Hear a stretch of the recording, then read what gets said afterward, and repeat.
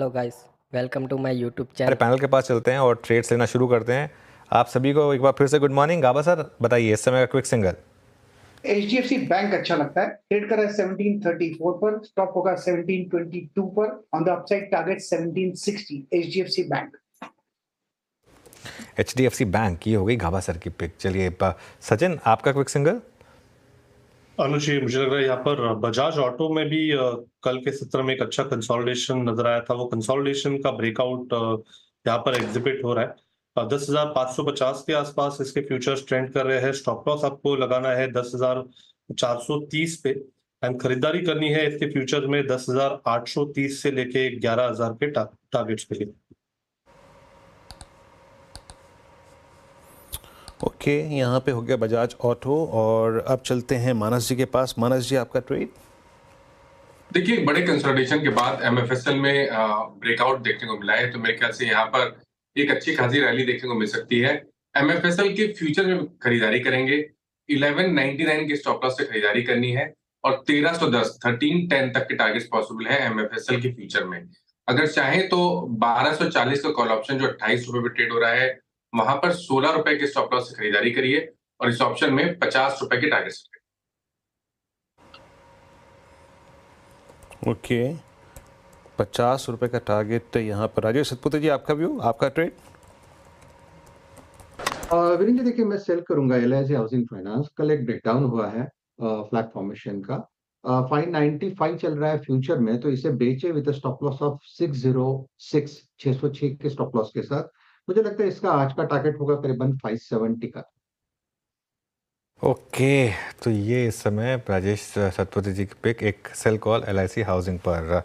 आशीष चतुर्मोता, आपको कोई स्टॉक समझ आया ओपनिंग के बाद?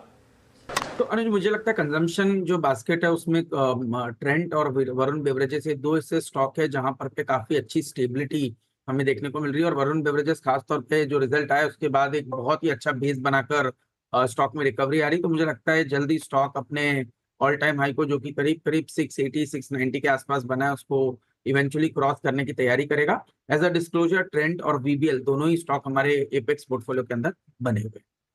Okay, Varun beverages. आशीष बहेती जी, आपने क्या पिक किया? जी अनुज जी, एम्फेसिस में खरीदारी की सलाह रही। बहुत अच्छा मोमेंटम बना हुआ है और जिस हिसाब से आज मिड कैप आईटी में वापस मोमेंटम दिख रहा है, हमें लग रहा है एम्फेसिस एक अच्छा पिक रहेगा। स्टॉक ने 20 डेमो पे सपोर्ट लिया जब गिर भी रहा था, तो यहाँ पे 20 डेमो के करीब का एक स्टॉप लॉस लगाकर इसमें खरीदारी की सलाह है। 2980 का इसमें स्टॉप लॉस लगाना है। हमें लग रहा है जैसे आपका स्ट्रक्चर बना हुआ है, इसमें 3080, 3080 और 3110 तक के टारगेट्स देखने मिल सकते हैं। बिल्कुल, 2-3 दिन से करेक्ट भी हो रहा था एम्फेसिस के खुद के नंबर्स काफ़ी अच्छे थे। BFSI वाली कंपनी है ये, ध्यान रखिएगा। तो यहाँ पर एक इस समय ट्रेड। धर्मेश के पास चलते। धर्मेश जी, मिड कैप IT कोई पसंदीदा स्टॉक? आज तो कोफोज और परसिस्टेंट ने कमाल किया अब तक। आई मीन परसिस्टेंट के नंबर्स काफ़ी अच्छे आए थे, और बट खाली वैल्यूएशन का एक कंसर्न है। बट ओवरऑल हम लोग अभी IT सेगमेंट को ही टोटल अवॉइड कर रहे हैं। नंबर काफ़ी मिले जुले रहे हैं और एक लीप ऑफ फेथ वाली ट्रेड यहाँ पर चल रही है।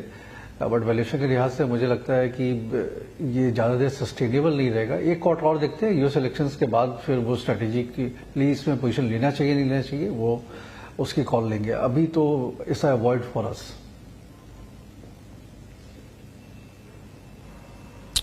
ओके, अभी आप कोई कॉल नहीं ले रहे हैं इस पर। अब थोड़ा सा और कुछ स्ट्रक्चर्स को यहाँ पे तलाशने की कोशिश करते हैं जहाँ पे स्टेबिलिटी आ रही है।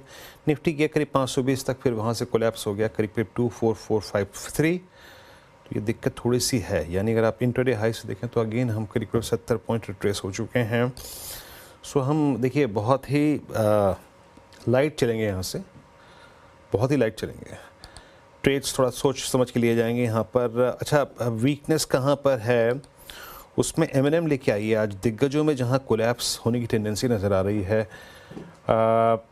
M&M ये चलते हैं। इस पे एक व्यू लेते हैं मानस से। मानस, M&M अगर मैं टाइम वाइज देखूँ और प्राइस प्लेसमेंट को देखूँ तो एग्जैक्टली ये वही पॉइंट है जहाँ से 13 सितंबर को, मतलब +100 डिमा की ट्रेजेक्ट्री से पुल बैक आया था। लेकिन उस वक्त के मार्केट के सर्कमस्टेंसेस डिफरेंट थे, सेटअप डिफरेंट था। एक बार फिर से ये स्टॉक अपने 100 डिमा को अप्रोच कर रहा है, और 100 डिमा की क्या रिलेवेंस है M&M के केस में, ये हमको मई 2023 के बाद मालूम चल गई है। आपका व्यू इस वक्त क्या है एमएनएम पर?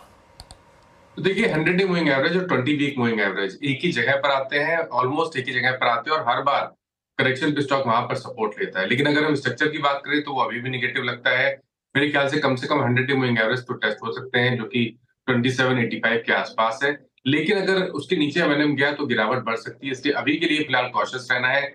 इस गिरावट पे खरीदारी ना करें, और खरीदारी करनी है तो आपको अब वेट करना पड़ेगा 2902 के लेवल्स को ब्रीच करने का। 2902 के ऊपर निकले एमएनएम तभी खरीदारी करें, उससे पहले खरीदारी नहीं करें। ओके, मीनवाइल आप मार्केट देखिए, मिड कैप और स्मॉल कैप किस तरीके से गिरने शुरू हुए हैं वापस। ये तो खैर निफ्टी भी रेड में आ गया, लेकिन मिड कैप इंडेक्स 0.3% नीचे, स्मॉल कैप इंडेक्स भी अब रेड में आता हुआ आपको दिखाई देगा। और सिर्फ एक बैंक निफ्टी है जो, और निफ्टी आईटी जिसने थोड़ा सा मार्केट को बचा रखा है, लेकिन मिड कैप में एक फिर से दोबारा एक फॉल की शुरुआत हुई। और एडवांस डिक्लाइन देखते हैं एक बार, ऑलरेडी डिक्लाइंस के फेवर में एडवांस डिक्लाइन वो लाइन क्रिस क्रॉस हो चुकी है। तो उस हिसाब से तो थोड़ा सा मार्केट में संभल कर ही चलें, क्योंकि थोड़ा सा अभी भी पैटर्न जो है वो शायद सेल ऑन रैली का ही है। अब ये रैली फेल हो रही है या नहीं, ये कुछ देर में पता चलेगा। लेकिन अभी के लिए तो हायर लेवल से एटलीस्ट मिड कैप्स ने गिरना शुरू किया है।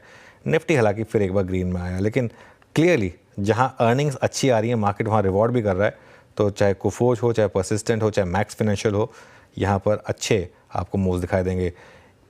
HDFC बैंक एक बार रिविजिट करते हैं। गाबा सर, क्लियरली अब अगर मार्केट को संभाल रहा है तो HDFC बैंक। अब यहाँ पर आपका ये क्विक सिंगल भी था, क्या लग रहा है कि वापस 52 वीक हाई की तरफ बढ़ रहा है स्टॉक? बिल्कुल, पहले क्या था